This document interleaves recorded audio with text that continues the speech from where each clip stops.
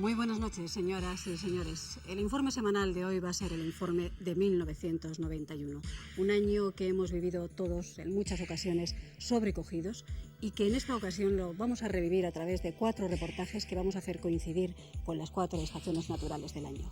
Lo vamos a hacer en unos segundos.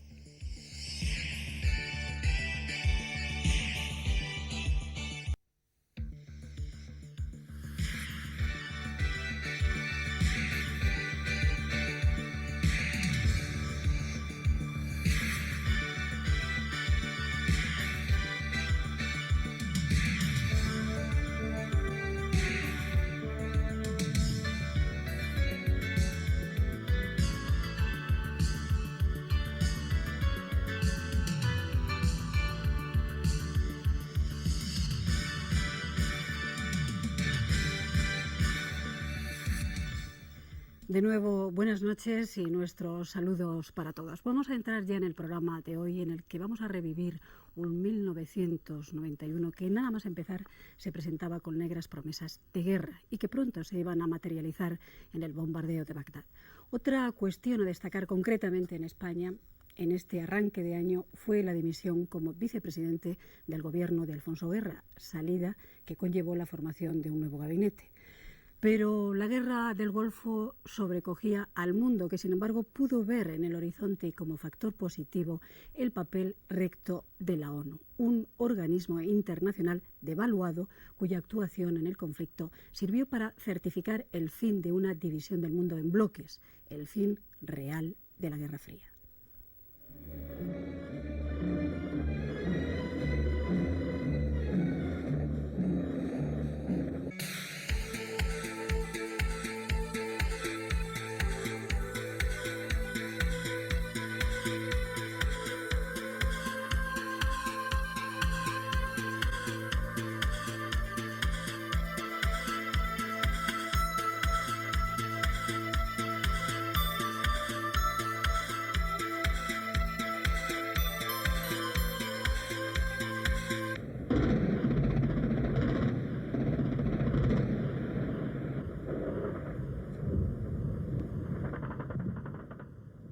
Acaba de empezar el año. Son las 2 de la madrugada del 17 de enero.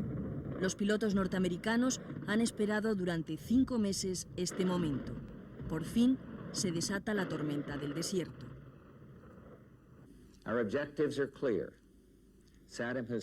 Nuestros objetivos son claros. Las fuerzas de Hussein abandonarán Kuwait. Restableceremos el legítimo gobierno de Kuwait y el Emirato será libre de nuevo. En solo 4 horas, 18.000 toneladas de bombas caen sobre Bagdad, la capital iraquí donde duermen 4 millones de habitantes. Desde el interior de los aviones estadounidenses, la guerra parece un videojuego. El mando militar aliado difunde estas espectaculares imágenes sobre la mortífera precisión de las bombas guiadas por láser. Mientras la lluvia de proyectiles cae sobre Bagdad, el mundo se pregunta por qué el líder iraquí no responde al ataque. Lo hará 24 horas después.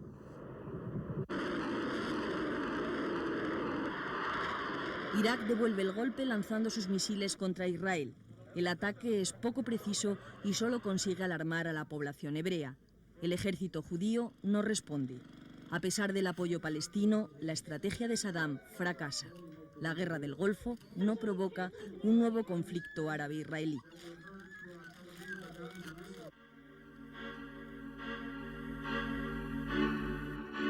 Aislado internacionalmente, Saddam tarda 6 semanas en rendirse al ejército más poderoso de la historia, una fuerza multinacional de casi 700.000 hombres, la mayoría norteamericanos.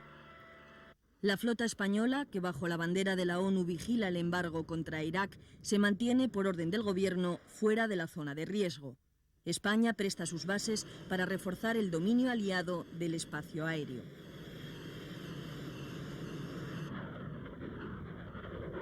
Ganada la batalla del cielo, la ofensiva terrestre resulta casi un paseo. En solo 100 horas, las fuerzas aliadas recuperan el Emirato de Kuwait. El ejército iraquí, sobrevalorado en su poderío, se arroja a los pies del vencedor. Los aliados capturan 150.000 prisioneros.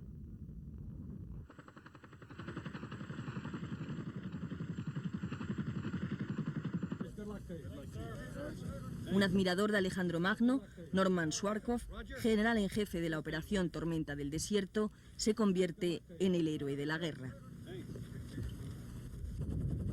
7 meses después de invadir Kuwait, Saddam se rinde sin condiciones. Los daños económicos en el rico emirato petrolero se evalúan rápidamente, más de 10 billones de pesetas. Las bajas humanas son más difíciles de cuantificar.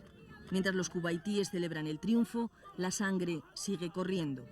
Saddam dirige sus armas contra los enemigos internos, chiitas al sur del país y los kurdos en el norte. La represión es especialmente cruel con los kurdos. Quisieron aprovechar la derrota iraquí para recuperar su independencia. Creyeron que el régimen de Saddam estaba herido de muerte, pero se equivocaron. Atrapados entre el miedo al ejército de Saddam y el hambre, comenzaba para 200.000 kurdos una lenta agonía en las montañas que aún hoy continúa.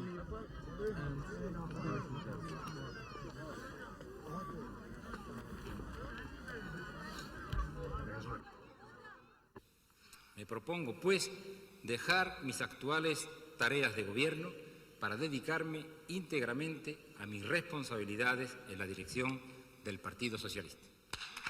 12 de enero, Alfonso Guerra anuncia su dimisión como vicepresidente del gobierno. Guerra hace pública su renuncia durante la clausura del Congreso de los Socialistas Extremeños. El vicepresidente aduce que pretende facilitar a Felipe González la remodelación del gabinete. Casi 2 meses después, González zanja la crisis con el nombramiento de un gobierno técnica y políticamente más cohesionado. Felipe González escoge las personas que cree preparadas desde un punto de vista técnico, de garantía de capacidad de gestión, de eficacia y de formación política para los retos que tenemos frente a 1993. El nuevo número 2 es Narcís Serra, hasta entonces titular de Defensa.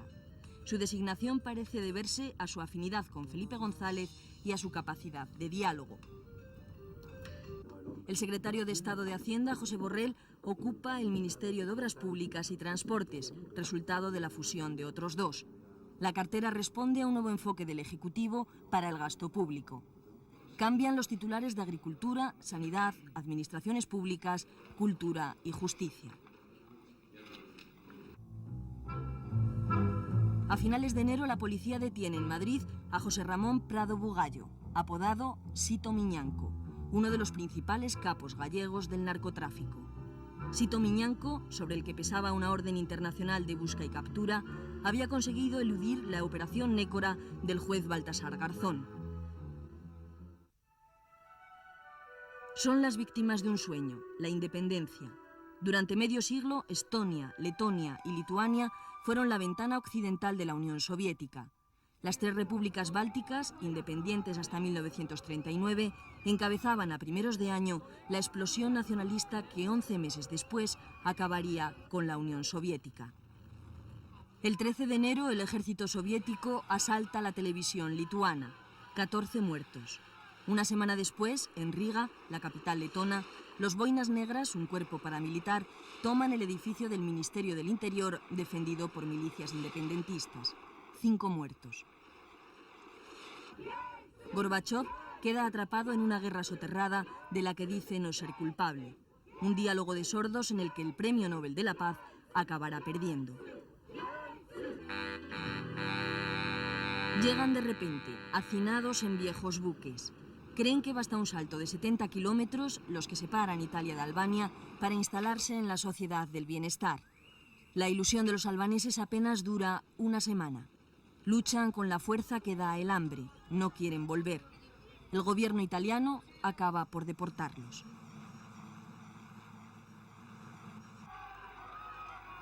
Pasaron 16 años en la cárcel por un crimen que no habían cometido. A las puertas de la prisión, el 14 de marzo, 6 inocentes claman contra la justicia británica. La revisión del caso pone en la calle a los llamados 6 de Birmingham, acusados del atentado que en 1974 costó la vida a 22 personas y heridas a otras 200.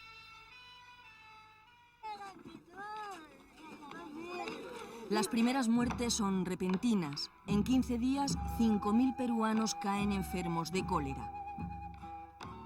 La primera recomendación es dejar de comer el plato nacional peruano, el ceviche, preparado con pescado crudo. El presidente Fujimori lo consume en público para evitar la quiebra de la economía nacional. Su gesto contribuye a propagar la epidemia. La mayoría de los afectados son pobres, porque los pobres en Perú son mayoría, un 70%. La llegada masiva de los pacientes colapsa los hospitales. Los entierros clandestinos en cementerios ilegales, una práctica habitual en los barrios pobres, resta fiabilidad a las estadísticas. Más de 2.000 muertos y 200.000 casos solo en Perú, el epicentro de una plaga que avanza por otros 8 países sudamericanos. La reparación defectuosa del acelerador de radioterapia del Clínico de Zaragoza, destinado al tratamiento del cáncer, tiene consecuencias fatales. El fallo provoca a lo largo del año la muerte de 17 pacientes y lesiones graves a otros 10. El ministro de Sanidad califica el accidente como muy grave y sin precedentes. Maradona, la estrella mundial del fútbol, deja de brillar en febrero. El jugador argentino, que había convertido al Nápoles en doble campeón de la Liga Italiana, es acusado de tráfico y consumo de cocaína. Poco después de presentarse ante el juez, da positivo en un control antidoping. Es el comienzo de un declive que culminará con su detención en casa de un conocido traficante bonaerense. El mito Maradona queda hecho añicos. Martín López Ubero marca un hito al conseguir el primer título mundial para la natación española. López Ubero obtiene en Australia la medalla de oro en la especialidad de los 200 metros espalda. Otro atleta, el soviético Sergei Bubka, bate su récord. En agosto, con 6,10, vuelve a superar la plusmarca mundial de salto con pértiga en Malmö, Suecia. La actriz española Victoria Abril obtiene el Oso de Plata en el Festival de Cine de Berlín por su interpretación en la película Amantes.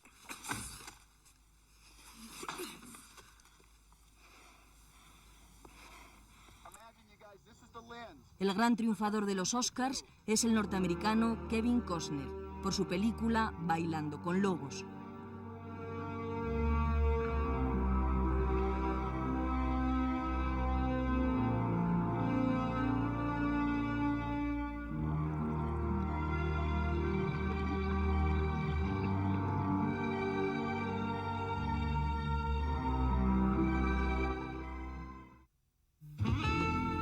En alta fidelidad, la perfección no ocupa lugar.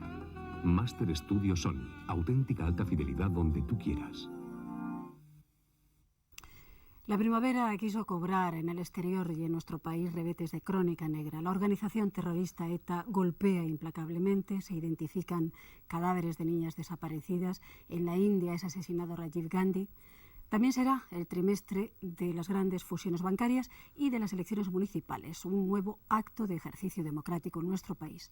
Pero los comicios dejaron como secuela la dimisión de algún líder y también unos pactos municipales, en algunos casos no previstos, con la consiguiente formación polémica de algunos consistorios locales.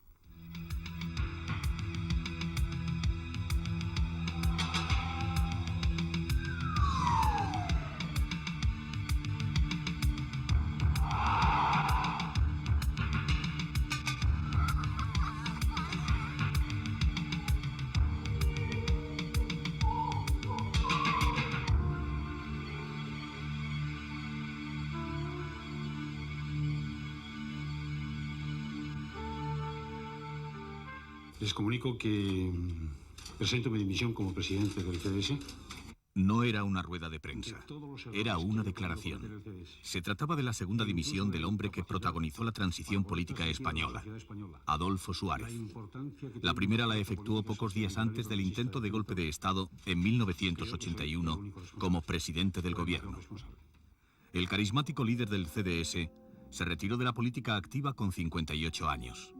Suárez asumió toda la responsabilidad del fracaso de su partido en las elecciones municipales celebradas en el mes de mayo, donde el PSOE continuó siendo el partido más votado en términos generales. Sin embargo, perdió las alcaldías de Sevilla y Valencia tras los acuerdos alcanzados por el Partido Popular y las formaciones regionalistas, Partido Andalucista y Unión Valenciana. El PP logró en Madrid la mayoría necesaria para gobernar la Casa de la Villa en solitario.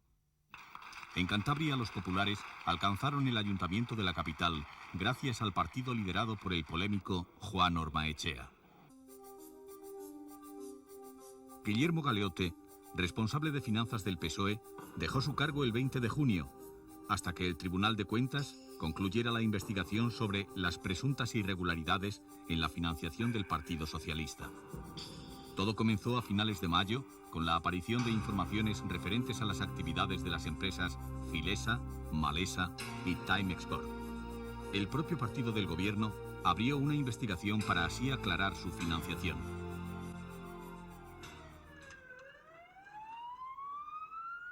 En el oscuro mundo del terrorismo hay que destacar de manera especial 3 atentados. El 15 de abril, la joven Coro Villamudria, de 17 años, fallecía en San Sebastián en un atentado dirigido a su padre, agente del Cuerpo Nacional de Policía. El artefacto, colocado en los bajos de su automóvil, estalló cuando el policía cerró el maletero del vehículo, de donde había extraído un paraguas para protegerse de la lluvia y un periódico sobre el que iba a arrodillarse para inspeccionar el coche. En su interior se encontraban sus 3 hijos. La madre, en el balcón contemplando la escena, bajó de inmediato a la calle en un mar de sollozos.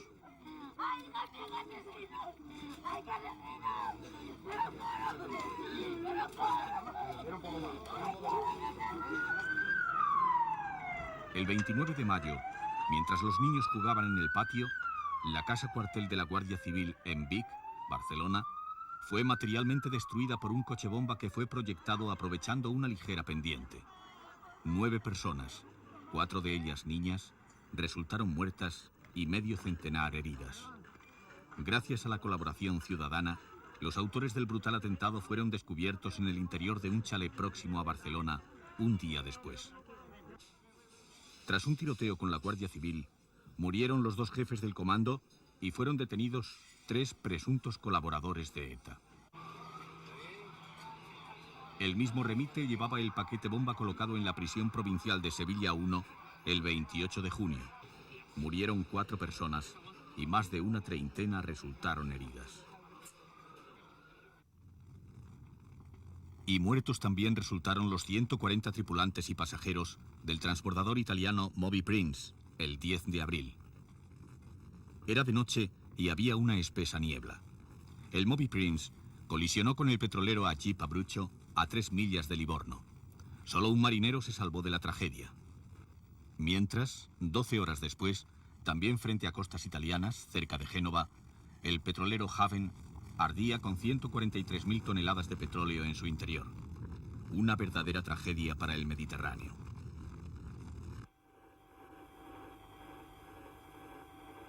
Como trágico resultó el ciclón que arrasó Bangladesh el 29 de abril.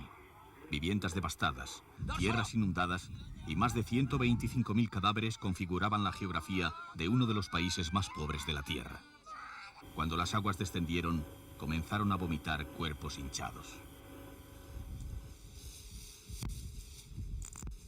El cadáver semidesnudo de la niña Sonia González, de 12 años, apareció el 13 de abril tras una ausencia de 11 días del domicilio paterno en Plasencia, Cáceres.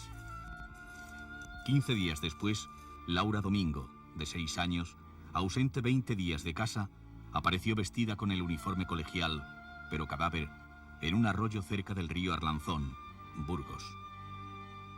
Ana María Jerez, de 9 años, natural de Huelva y en paradero desconocido durante 69 días, corrió la misma suerte.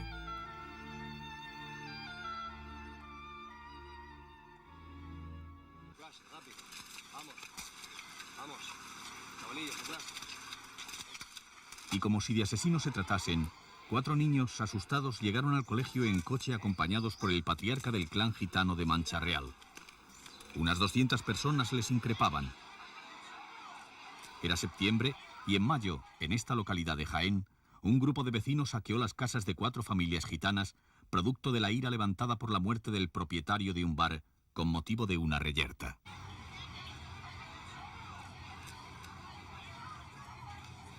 Sin abandonar la comunidad autónoma andaluza, el 1 de abril, el ginecólogo malagueño Germán Sáenz de Santamaría ingresó en la prisión de Málaga para cumplir una condena de 4 años por un delito de aborto. A los 4 días quedó en libertad tras ser indultado por el gobierno. Ya en otro ámbito, el 3 de mayo, el gobierno acordó la creación de la mayor entidad financiera del país al aprobar la constitución de la Corporación Bancaria de España, que agrupará a los 6 bancos públicos: Exterior, Caja Postal, Banco de Crédito Industrial, Crédito Agrícola, Crédito Local e Hipotecario. Estimulados en buena medida por este acuerdo, 12 días después se firma el compromiso de fusión entre el Banco Central y el Hispanoamericano, lo que ha dado lugar al mayor banco privado de España. Y Español ha sido este año el vencedor de nuestra Vuelta Ciclista. El catalán de 25 años, Melchor Mauri, contra todo pronóstico, se vistió de amarillo desde el primer día. E histórico fue el ascenso a la División de Honor del Albacete, coincidiendo con el 50 aniversario del club. En el equipo nacional hubo cambios. Fue cesado Luis Suárez y sustituido por el cántabro Vicente Miera como seleccionador nacional de fútbol. En otro campo de batalla, el electoral, el máximo favorito para recobrar el poder de la India, Rajiv Gandhi, de 46 años, fue salvajemente asesinado el 21 de mayo cuando iba a participar en un mitin en el estado de Tamil Nadu, cerca de Madrás. El líder del Partido del Congreso y primer ministro entre 1984 y 1989 quedó destrozado. Su cuerpo era irreconocible entre el montón de cadáveres víctimas del atentado presuntamente llevado a cabo por los Tigres de Liberación de la Tierra Tamil. El hijo de Indira Gandhi y nieto de Nehru fue asesinado por una mujer suicida que llevaba un artefacto camuflado en el cinturón.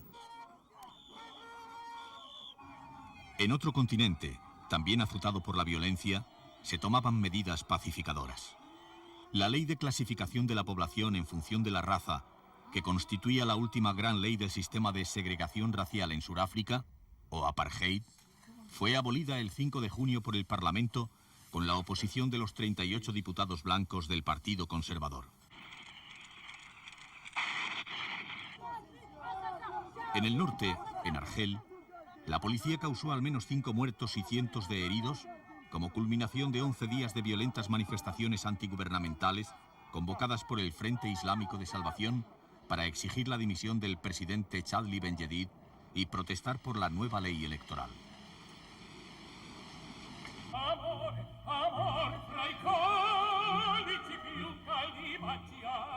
Cambio de continente y nueva música. 7 grandes de la lírica española fueron galardonados con el premio Príncipe de Asturias de las Artes, ocasión única. Los intérpretes en los que se personificó el premio son las sopranos Montserrat Caballé, Pilar Lorengar y Victoria de los Ángeles, la mezzosoprano Teresa Berganza y los tenores José Carreras, Plácido Domingo y Alfredo Kraus.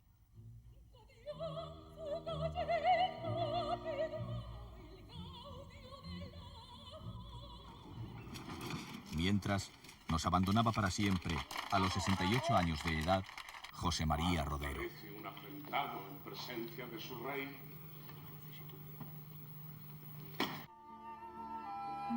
Le acompañó otro grande, el poeta Gabriel Celaya. Su obra, La poesía es un arma cargada de futuro, marcó a toda una generación.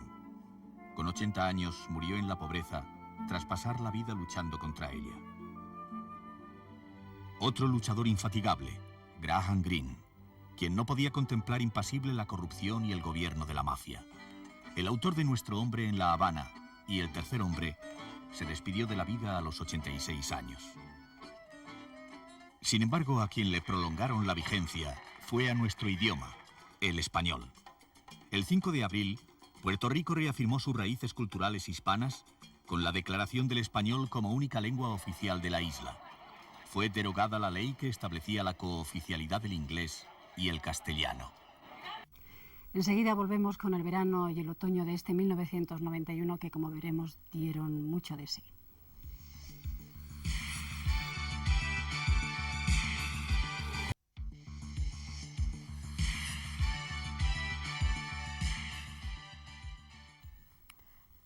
Fue el 19 de agosto. Fuerzas golpistas sacaban los tanques a las calles de Moscú. El verano periodístico nos venía envolviendo hasta ese momento con los temas casi recurrentes, con los incendios forestales, el caos en las salidas de vacaciones.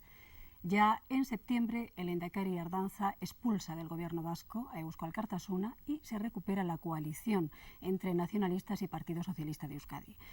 Pero este es sobre todo el trimestre que perfila al nuevo destino de la URSS. Aquella estrella refulgente de Gorbachov empieza a perder brillo y emerge con fuerza el líder ruso Boris Yeltsin. Él va a aglutinar la resistencia popular que, junto a la presión internacional, conseguirán abortar aquella intentona golpista.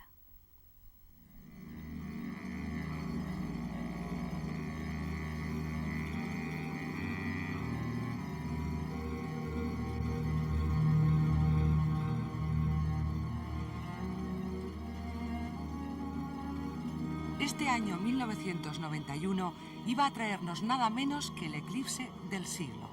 Ocurrió el 11 de julio. 300 millones de personas lo vieron en directo, sobre todo en Hawái y México, y 3.000 millones a través de la televisión. El llamado beso de la sombra de la luna duró 7 minutos.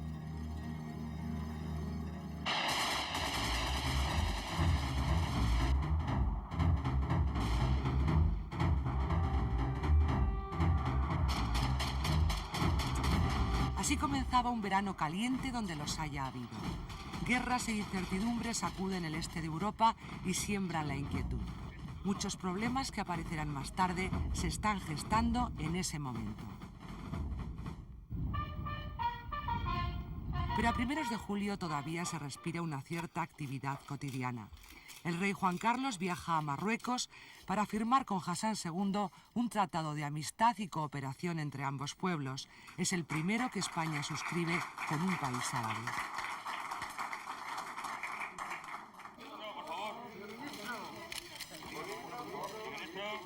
Aprieta el calor como pocos veranos.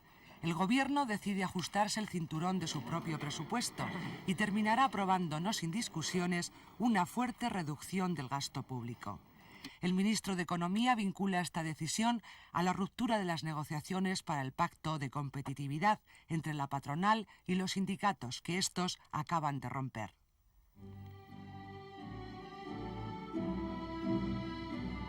A mediados de julio, los 7 países más desarrollados del planeta se reúnen en Londres. A la cumbre asiste como invitado el líder soviético Mikhail Gorbachov. Va a pedir ayuda económica. Solo recibe buenas palabras.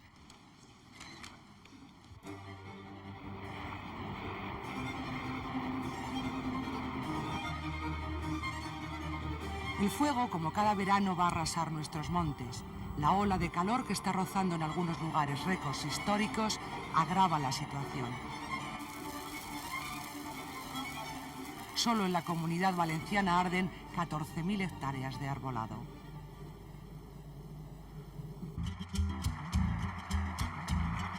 Guadalajara, en México, es escenario de la cumbre iberoamericana a la que asisten 23 jefes de Estado y de Gobierno de la región, además de los de Portugal y España.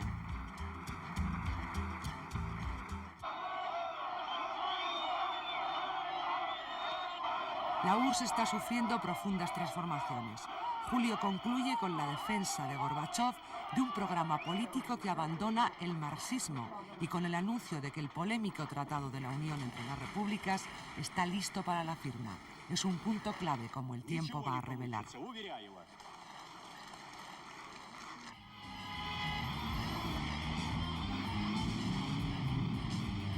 Pero estas noticias poco parecen importar cuando media España prepara el gran éxodo vacacional de agosto, a pesar del caos que está sufriendo esos días el aeropuerto de Barajas.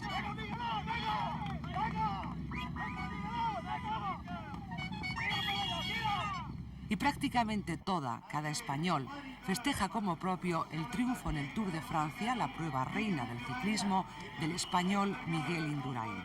Su llegada a los Campos Elíseos de París, ya como seguro ganador, es un paseo triunfal.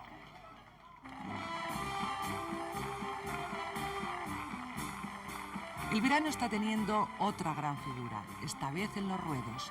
El torero colombiano César Rincón acapara éxitos en las grandes catedrales del toreo.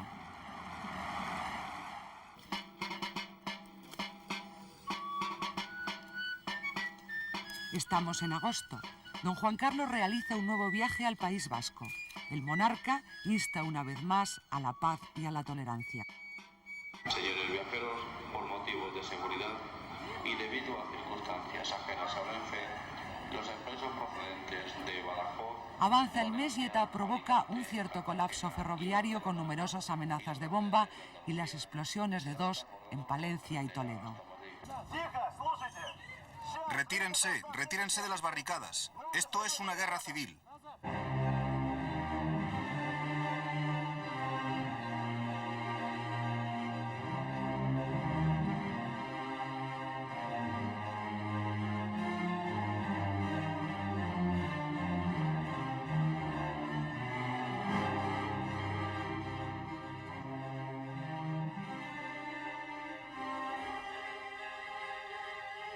Pero el clímax de la tensión en ese verano caliente llega el 19 de agosto.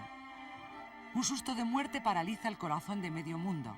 Ese día nos desayunamos con que un golpe militar había derribado a Gorbachov de la presidencia de la Unión Soviética. El autor de la perestroika está detenido en su residencia veraniega y los sectores duros del comunismo, encabezados por el oscuro vicepresidente Yenayev, se han hecho con el poder.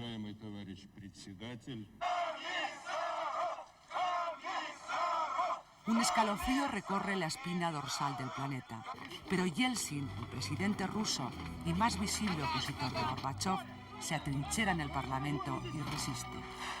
El golpe ha tenido, por fortuna, grandes errores, pero cuando tras 60 horas de incertidumbre fracasa y Gorbachov regresa a Moscú, el líder soviético ha quedado tocado. La URSS tiene desde ese momento dos cabezas de muy diferente talante. Yeltsin pasa factura e impone la supresión del comunismo en Rusia. Los días siguientes son vertiginosos, el sistema se derrumba y el país se desintegra.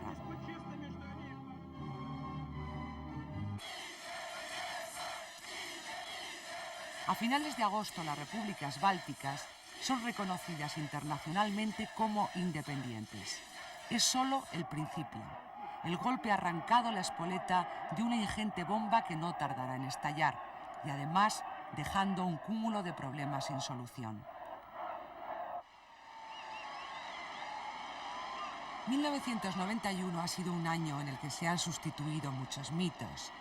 En deportes, el saltador norteamericano Mike Powell consiguió derribar un récord histórico del atletismo que permanecía imbatible desde 1968. El gran salto de Powell, 8,95 metros, acabó con la leyenda de Bimón.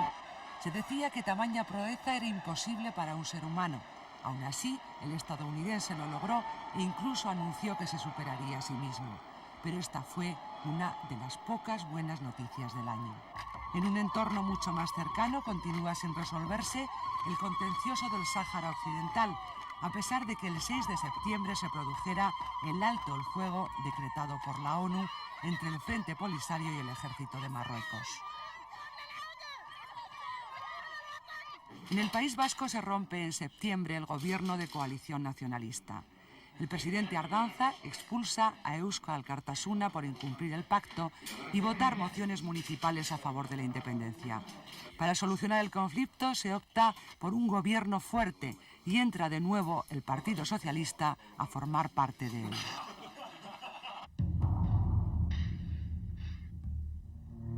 La esperada sentencia en el juicio de los GAL se produce también en septiembre. Los policías Amedo y Domínguez son condenados a una pena de más de 100 años para cada uno, como autores de 6 asesinatos frustrados. El tribunal exculpa al Estado de responsabilidad en el caso y considera que los dos policías no son terroristas.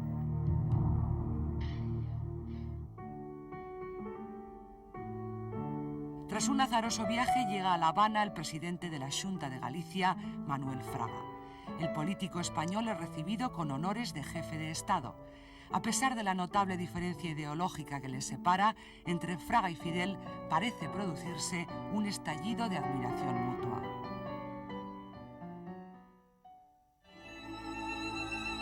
En Austria es encontrado el cadáver casi intacto de un hombre que vivió hace 4000 años. Aparece en un glacial. El frío lo ha conservado.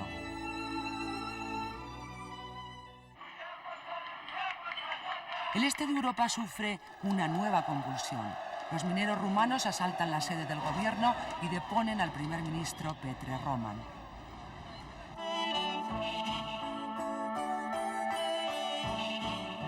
El verano ha sido ardoroso.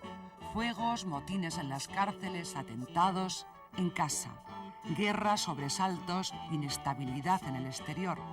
Bush le va a poner un broche esperanzador al anunciar drásticos recortes en el arsenal nuclear de Estados Unidos, decisión que supone prácticamente la eliminación total del armamento de corto alcance.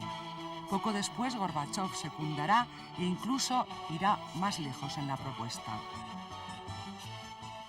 Entre tanto, los españoles hemos pasado el periodo estival bailando salsa y merengue a los sones del triunfador del verano, Juan Luis Guerra. Desde Latinoamérica ha puesto ritmo para el caliente verano y nos ha hablado de amor, de sensualidad y de nuevo, como en el año anterior, de utopías y anhelos, en esa canción que podría ser un lema: ojalá que llueva café, ojalá. Oigan este canto, ojalá que llueva café del campo, ojalá que llueva, ojalá que llueva. Hay otra forma de entender la calidad de imagen de un Black Trinitron Sony. El tubo Trinitron, la frontera entre un Sony y los demás. Y entramos en el otoño, pero con frío de real invierno, la Comunidad de Estados Independientes certifica el acta de defunción de la Unión Soviética y otra república, la yugoslava, se desangra en una guerra étnica que puede conducir también a la desintegración del Estado. Y mientras se suceden estas desmembraciones nacionalistas, otras iniciativas, como la Cumbre de Maastricht, comienza con paso firme hacia la integración del continente. Otra ráfaga esperanzadora fue la Conferencia de Madrid, que reunía a árabes y judíos.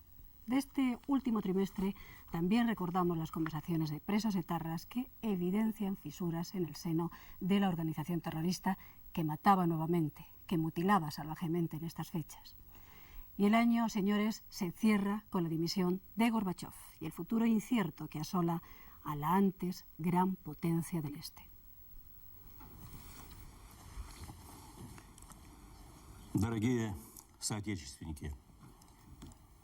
Queridos compatriotas, conciudadanos, en vista de la situación creada por la aparición de la Comunidad de Estados Independientes, doy por terminada mi labor como presidente de la Unión Soviética.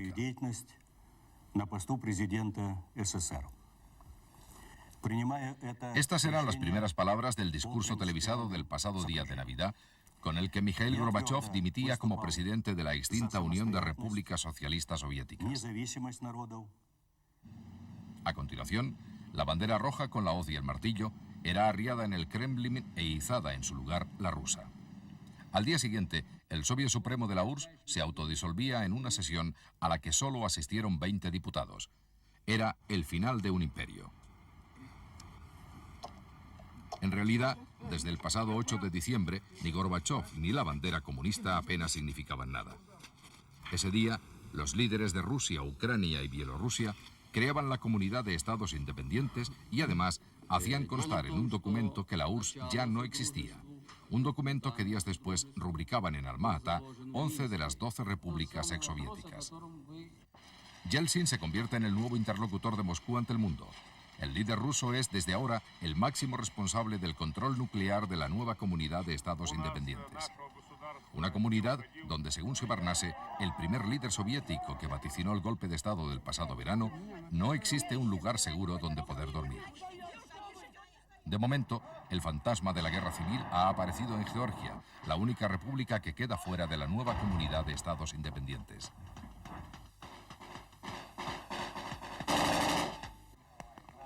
Este horror es lo que quedó de la ciudad de Vukovar después de un asedio de 90 días.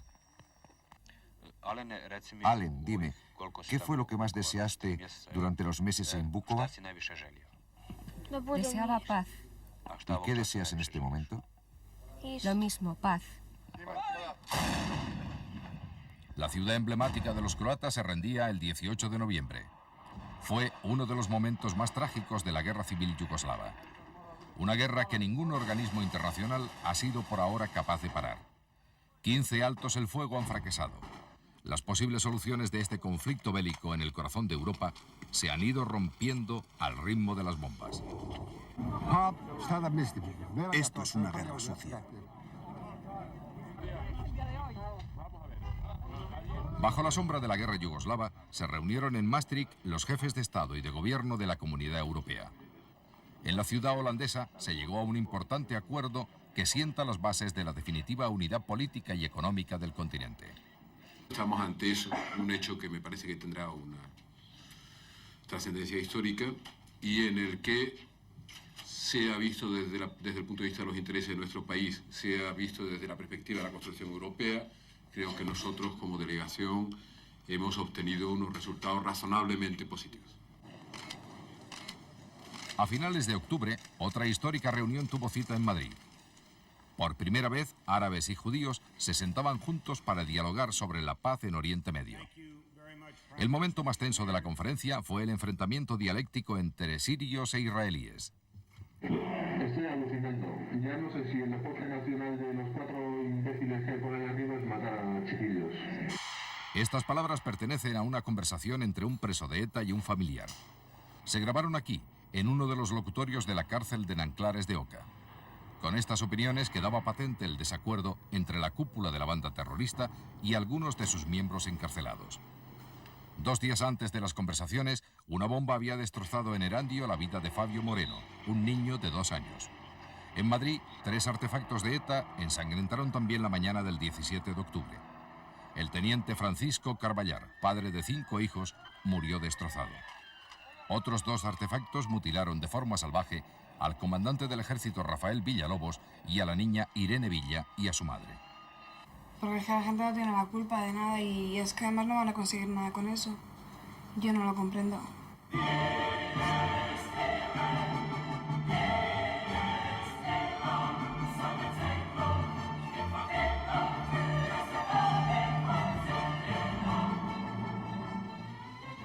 La música de Mozart sonó más que nunca coincidiendo con el 2.º centenario de su muerte. Además del requiem, óperas y sinfonías, se escuchó la belleza y profundidad mística de la poesía de San Juan de la Cruz, quien murió en Úbeda un 14 de diciembre de hace 400 años. Pío Cabanillas, exministro de Franco y de la democracia, falleció a los 68 años de edad en su casa de Madrid. Tan solo 3 días después, el domingo 13 de octubre, también moría Agustín Rodríguez Agún. El exalcalde de Madrid y exministro en los gobiernos de Adolfo Suárez fallecía en París después de haber sido sometido a una operación cardiovascular. Yves Montand, mucho más que un actor, y Robert Maxwell, mucho más que un magnate de prensa, también dejaron el mundo de los vivos durante los últimos 90 días del año. Maxwell, que se ahogó en aguas españolas cerca de la isla de Gran Canaria, arrastró con su muerte toneladas de tinta impresa y especulaciones, además de un importante fraude financiero. El volumen total en estos momentos detectado de facturas falsas es del orden de unos 105.000 millones de pesetas. La policía desmanteló una red que se dedicaba a la compra-venta de facturas falsas. En este fraude a la hacienda pública se vieron implicadas importantes empresas. 3 de los empresarios detenidos estaban relacionados con una operación de compra de terrenos realizada por Renfe en San Sebastián de los Reyes. El actual ministro de Sanidad, que en las fechas de la operación financiera era el presidente de Renfe, pidió en el Parlamento una comisión investigadora. Este es el sentido de la dimisión. No asumir como cabeza visible de Izquierda Unida una situación que yo no puedo compartir. Estas palabras rubricaban la dimisión política del trimestre. Más tarde, en el 13º Congreso del Partido Comunista Español, Julio Anguita era reelegido secretario general. En otras ocasiones hacía referencia al tamaño de su pene, que decía ser más grande de lo normal. También habló del placer que le había otorgado a mujeres con sexo oral. No es la secuencia de una telenovela. Se trata de una de las declaraciones de la abogada Anita Hill, quien acusó al juez Clarence Thomas de haberla chantajeado sexualmente. El polémico juez, tras la investigación del Comité del Senado norteamericano, fue investido miembro del Tribunal Supremo de los Estados Unidos. Por televisión y en directo también se retransmitió el juicio contra William Kennedy Smith. Acusado de violación, el sobrino del expresidente norteamericano fue absuelto. Una vez más, sexo y poder fueron los ingredientes del espectáculo.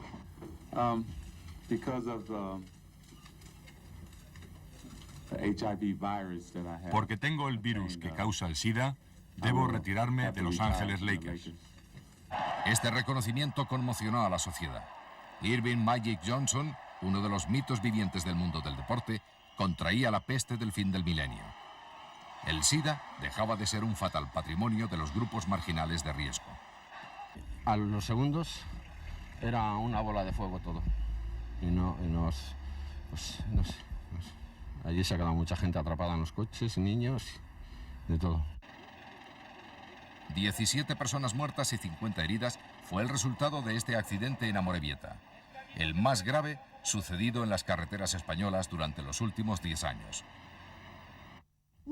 Sí, soy una escritora política, porque serlo está implícito en el hecho de vivir allí. En Sudáfrica, el 99% de tu vida se ve influenciada por la política. Es Nadine Gordimer. Nació en Sudáfrica hace 67 años. Militante del Congreso Nacional Africano y admiradora de su líder Nelson Mandela, es una mujer comprometida contra la segregación racial. Ganó el Premio Nobel de Literatura. Otra mujer, San Suu Kyi, fue galardonada con el Premio Nobel de la Paz por su contribución no violenta a la defensa de la democracia y los derechos civiles. La líder de la oposición birmana no pudo recoger el premio. Estaba secuestrada bajo arresto domiciliario por orden de la junta militar que gobierna el país. No puedo dejar de mencionar un problema colonial aún sin resolver que afecta a la integridad territorial de España y que, como ustedes saben, es especialmente sensible para todos los españoles. Se trata de Gibraltar. Estas palabras las pronunció el rey de España en su intervención ante la Asamblea General de Naciones Unidas el pasado 7 de octubre. La ONU, de la que tanto se ha hablado durante este año, eligió nuevo secretario general, el egipcio Boutros Ghali, de 69 años, quien sucederá durante el próximo quinquenio a Pérez de Cuéllar.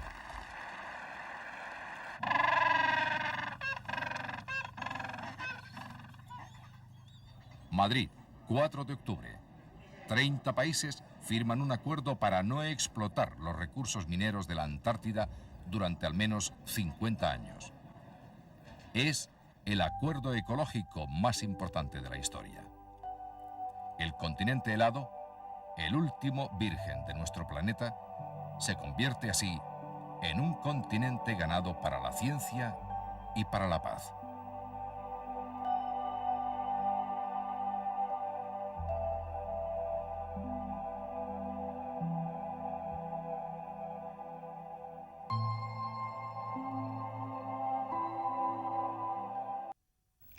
Es todo, señoras y señores, y aunque les cueste creerlo, y no es broma del día de este 28 de diciembre, del Día de los Inocentes, podemos y queremos confirmarles que está a punto de empezar por fin ese 1992, un año lleno de promesas, unas promesas que deseamos todos los que hacemos este programa se cumplan para ustedes. Muchas felicidades y buenas noches. Hasta el sábado.